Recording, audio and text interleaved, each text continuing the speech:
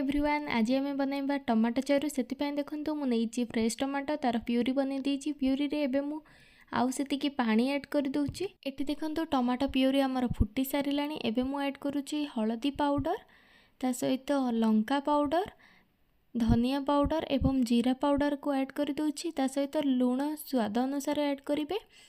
एठी मु 2 स्पून हम चीनी ऐड करुच्ची।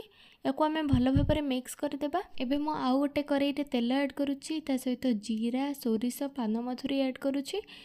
एबे मु पियाज ता सहित भूसंग पत्र को देकी भल भाव या भाजी देची एवं सुखिला लंका।